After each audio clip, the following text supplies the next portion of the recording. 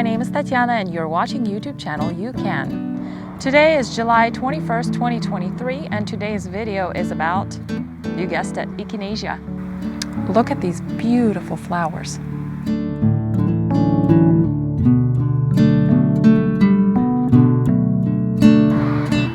Boom.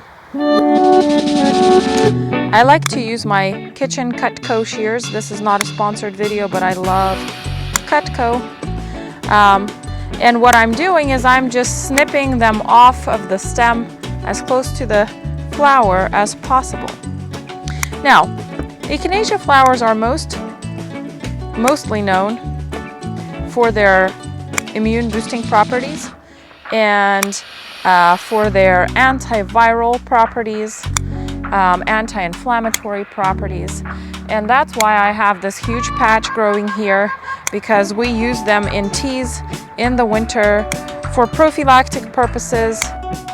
So you can see this one is getting old, and the way that I can see it is the center part is very domed. Basically, as it grows older, it becomes bigger, and you can see that these petals are also very rough looking. A lot of them have fallen off. So I will not be cutting this.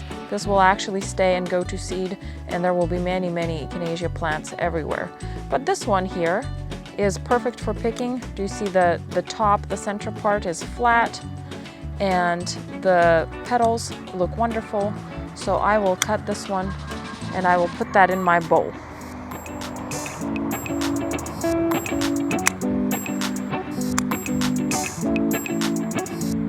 Take a look at this one. This is just starting to emerge, I guess. The center is very flat, and then the petals right here, these are just the starts of the petals. In a couple days they will be beautiful and pink, just like this one right here. Echinacea flowers have a very strong, almost bitter flavor. It's kind of a mix between bitter and tart. So you don't use a lot of them unless, of course, you have a very serious condition like very serious fever, and then again you should go to the hospital. Don't use herbs for that. So I don't collect all of them. Echinacea flowers are super beneficial for the garden if you're looking to have a pollinator garden. Pollinators love these flowers. On a sunny day, there's everything from bumblebees and various kinds of bees to butterflies on these flowers. They look absolutely amazing. Also, if you love birds, which we do, the goldfinches and house finches love the seeds of Echinacea. So in fall, that would be like August into September, when these center parts get very big and the seeds mature, the petals fall off, the flowers look kind of brown. I don't go through and cut them out because the finches come around and they will sit and eat the seeds all day long. And they look beautiful, they sing beautiful, and they eat good seeds. I will have some of these plants for sale in the spring. So if you want to have Echinacea in your garden as well, I will have some for sale on the link below. If you want to purchase some herb, I will have dry herb for sale as well. But the Echinacea pairs well with mints, any kind of mints. It also pairs well with chamomile. So we oftentimes make tea with Echinacea and mint, and it is both soothing. Let's say if you have a sore throat, the peppermint is really soothing for the throat, and the Echinacea is very healing because it's anti-inflammatory, it's immune boosting. So you could go anywhere between a lot of Echinacea in your tea to a little bit, and you will get some benefits for your health. The aroma, take a look at this.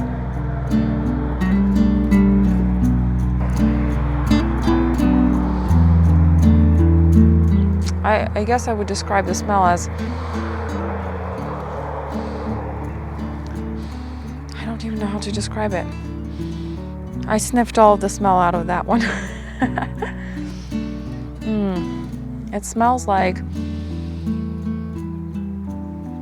very herby and very strong. Like you can smell like it's medicinal. It's not just like a florally scent. It's very strong and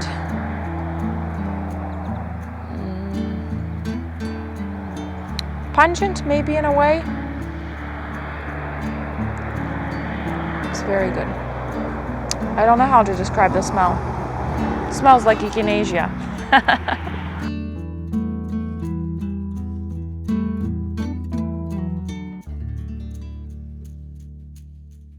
So in order to dry them, because this center part is so big, if I put them in the dehydrator, it will take a long time for it to dehydrate if I put the flower in whole. So what I have come up with is I cut them in half like this, and then this side, this part is exposed to the air in the dehydrator, and it dries out a lot faster. So when I dehydrate Echinacea, I put the temperature on like the lowest setting that my dehydrator has, which is like 115 degrees Fahrenheit. And because the flowers are cut into half, they dry out a lot faster, which means that the medicinal properties are preserved a lot better than if I were to dry them for a longer period of time. I'm actually going to pick some of this mint and make some tea with the Echinacea and mint right now as well. So I will pick this top part. You can see this blossom on the mint. That's what I like to pick. And here, and this mint is some old-fashioned variety. We found it in the woods in an area where there used to be a homestead, I guess, probably a couple decades ago, if not more, maybe a century ago. And this mint has a honey type of flavor. Never tasted any mint like that before. So we will have this for sale this fall if you would like to purchase plants and have some of your very own. Look in the link below.